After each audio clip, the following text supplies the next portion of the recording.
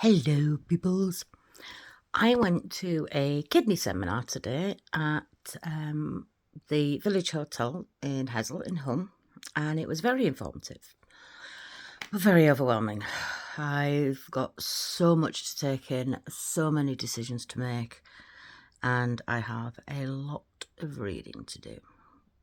I thought before I went that I'd already made my decision that I was going to go for the perineal dialysis, which is cannulas into your stomach. However, I may be too overweight for that and would have to go for the hemoglobin, the blood dialysis.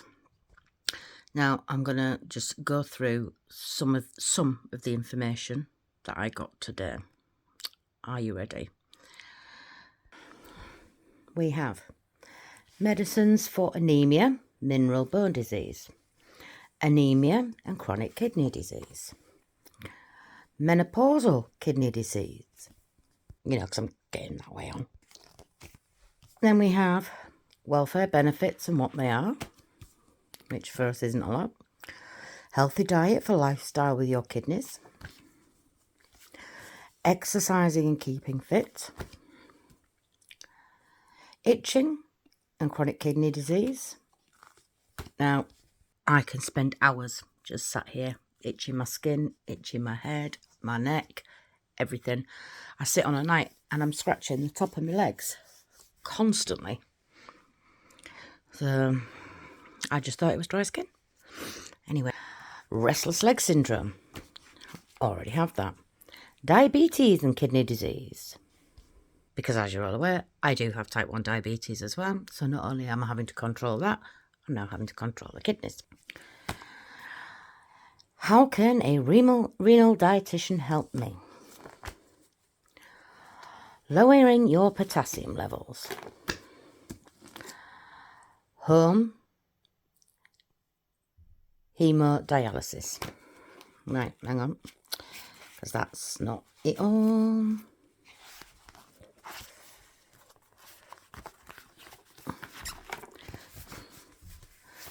They're just the ones I started with. Right, so next we have commonly taken drugs for kidney failure. Dietary information for kidney patients. Healthy eating for people with chronic kidney disease. Look at all them apples. It's all I bloody ever eat is apples.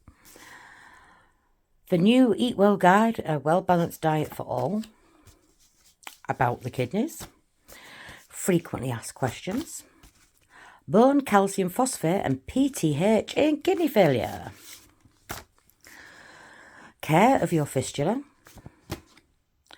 Living with fistula for dialysis. I found out today that it won't affect my tattoos because they go in with a cut about this big, just where my wrist is, to join the veins together for however they do it. But if it doesn't work down there because the veins are too small, which mine are, my nurses can't get blood from me a lot of the time. Only one can is Georgina, and she's brilliant. And anyway, so they will move further up my arm or up to the top here. Now, before I can actually get plugged into a machine, the fistula operation takes 6 to 8 weeks to heal. And you pretty much can't use your left side while you're doing that. Because it's sore. But hey ho, needs must and all that lot. So, yeah. But it won't affect my tattoos. So, having fistula for dialysis. Staying fit with kidney disease. So that's that lot. Then we have booklets. Your guide to Aaron strap. Automatic needle guard.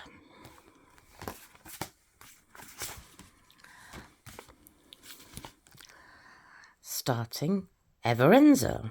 Information for patients and caregivers. Another thick one to read. About another drug that I'll have to start taking. Living donation information. Could I be a living donor? No, because I need the kidney. And the UK Living Kidney Sharing Scheme. Basically, if I've got somebody willing to donate me a kidney, but we can't be matched, but yet somebody else somewhere has a friend that I can be matched with, we swap friends. Understanding treatment options for kidney disease. So this is a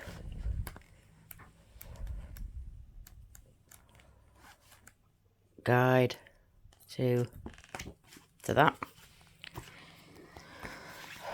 Then we have working together for a brighter future, supporting kidney patients and their families, with pretty much all the stuff that I've just gone through in that other pile. But there is some in here that don't, like transplant series,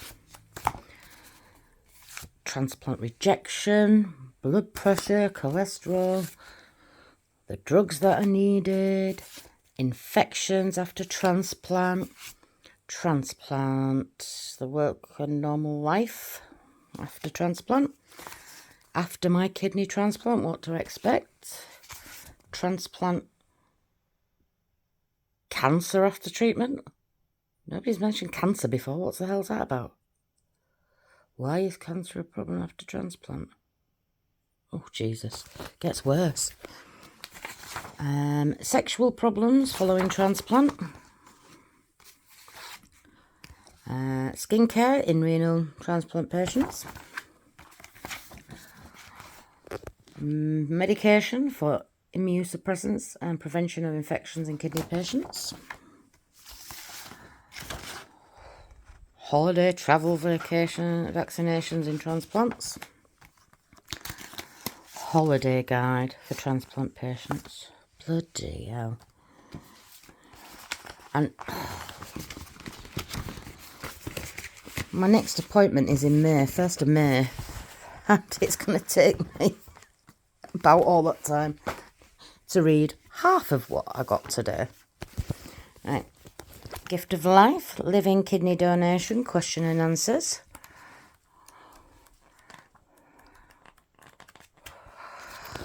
I thought when I'd stopped working and all my training, I wouldn't have to do any coursework ever again.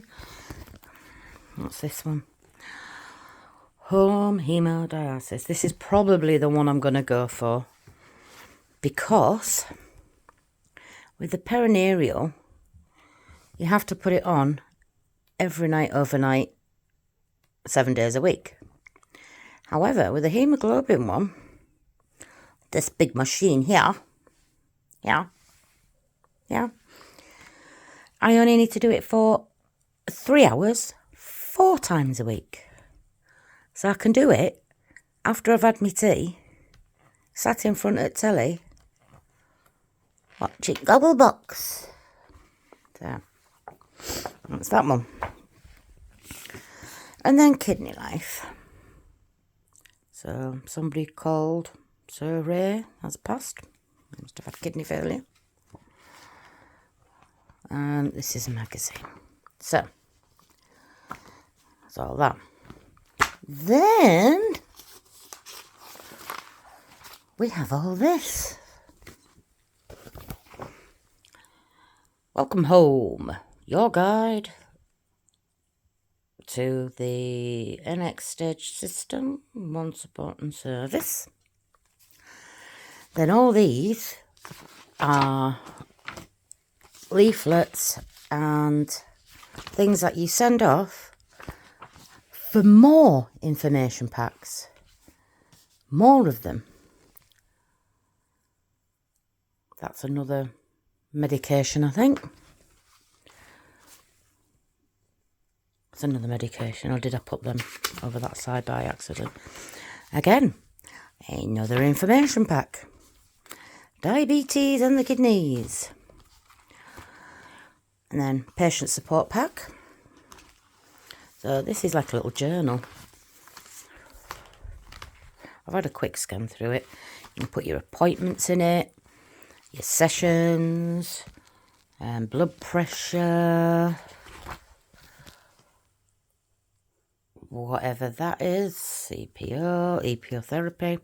Don't know what EPO therapy is, but I'm sure after reading all this little lot, I shall find out. Medicines,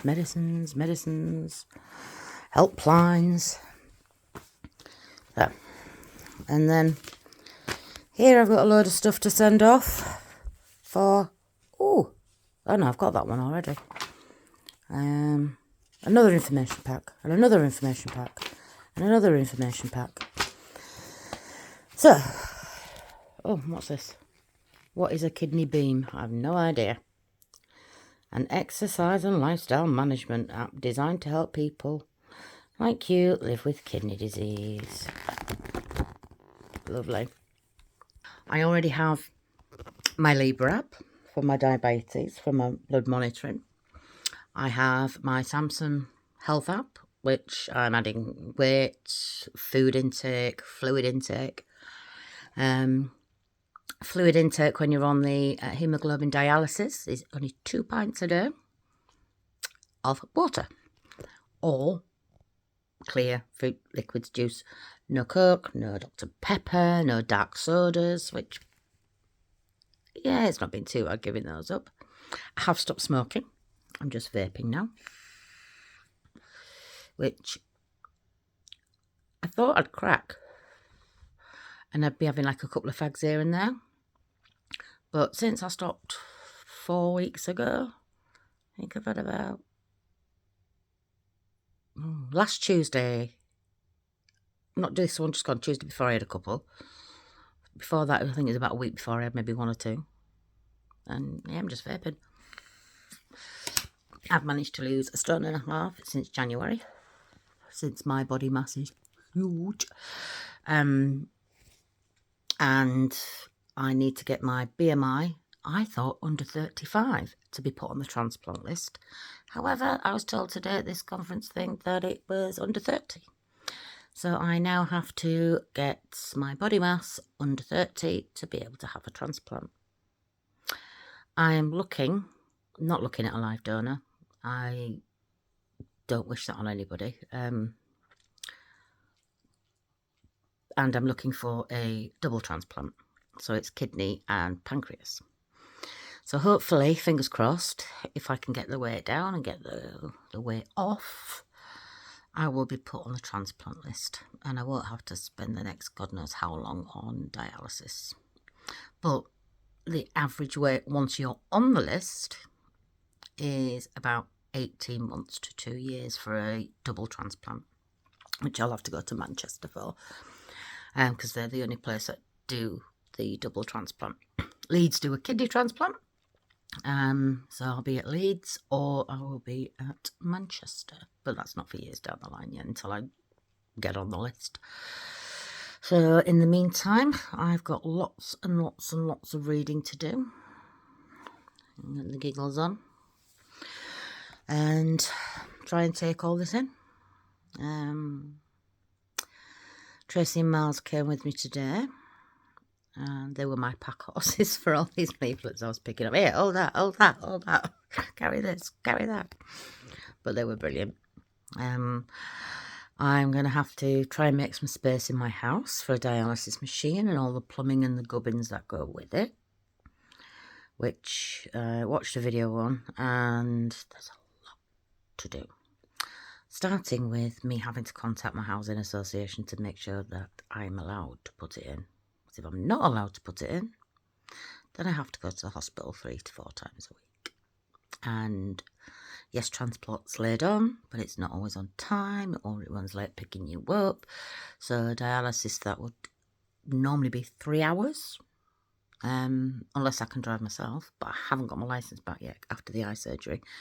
I'm still waiting for their decision on whether I can have my licence back. So fingers crossed. What else? I think that's it really. Yeah, because otherwise 3 hours can turn into 6 hours. And 6 hours a day, 3 times a week, going to Hull Royal Infirmary and back. Probably in rush hour traffic. Getting in and out of Hull is a nightmare at the best of times, let alone in rush hour traffic. It took me once nearly 2 hours to get from Hull Royal just to Beverley Road. That's how bad it is at rush hour around there. Crazy. So I don't want to be doing that. And can you imagine if I do have hospital transport and I'm stuck in that for 2 hours on a hospital transport, not even in my own car, so I can't vape. And, well, I'm not smoking anymore anyway, but I can't vape. But hey ho, what will be, will be. Once I get the go ahead, I will be having the fistula operation in my arm, to put the cannulas in, so the needles can go in, one for in, one for out, and then the blood goes round and round and round and round and round, the machine gets washed and pumped back in. But that, again, I can't start dialysis till 6 to 8 weeks after that's healed. And depending on the healing and if infections occur, and if infections occur, then there's the risk of sepsis and my arm dropping off. They will do it in my least dominant arm, so my left side, which is good. But if they can't get a vein thick enough or big enough for it to work, then they will have to go into my right side, which will be an absolute nightmare. And in the meantime, if my bloods keep dropping and my fistula isn't ready and healed enough for me to have the dialysis, they will put a line into my neck. And I'll have a few dangly tubes. Yeah, but the risk of that coming out is quite high. Or there's one a bit further down in the chest, I think. I spoke to a lovely gentleman today at the seminar, and he had been on it for 14 months and he had fistulas. And he showed me his arm. His arm's pretty scarred. But hopefully I will find a really, really, really good tattooist that can cover it all over once it's all done and dusted. But that's 3, 4 years, 5 years down the line yet. But still, I'm going to get it covered up. What else? Not sure. If I do have to go sit in hospital for 3, 4 hours a time, my lovely friends in Hull, you all know who you are. I'm more than welcome to come and sit with me and keep me company. Yeah. Like I say, everything's really, really, really overwhelming today. I've been on the verge of crying so many times. Just the thought of having to go in for surgery. The fistula in the hand, that's just under local anaesthetic. So, yeah, I don't want that. But any of the ones that have to go in and further in, or there's one in the groin, but that's if all else fails. And that's under a general. I'm not good with anaesthetic. Makes me very, very weepy. And I cry like a frigging baby when I come out of anaesthetic. Yeah. I will also, on my body, I will have to use non-perfumed, pH balanced shower gels and stuff. I can't have anything scented on my skin, because the risk of infection with the needles in and out, crazy. And since my kidneys have been failing, I am constantly cold. I am cold all the time. And then I'll have a mega hot flush and start sweating from head to toe, which won't be very comfortable as well if I'm out to be hooked up to a machine. I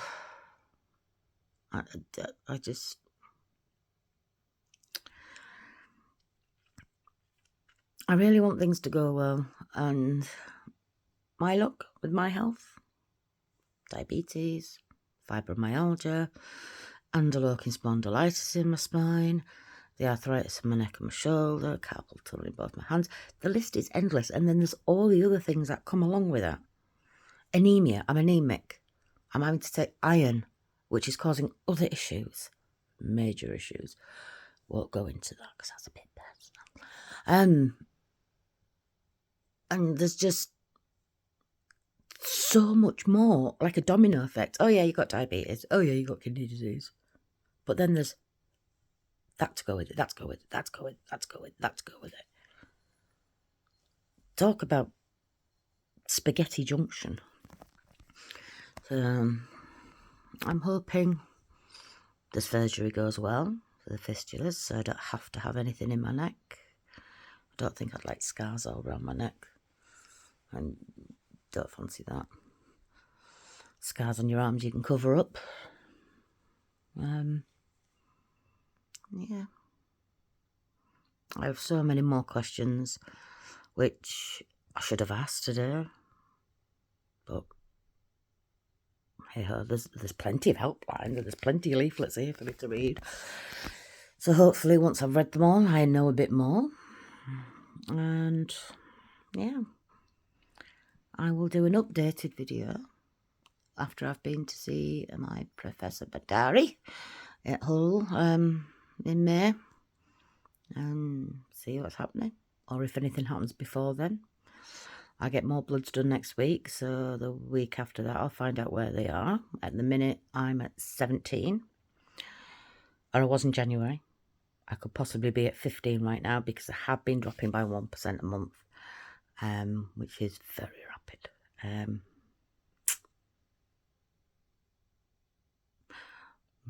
Yeah, so that's me. See you soon.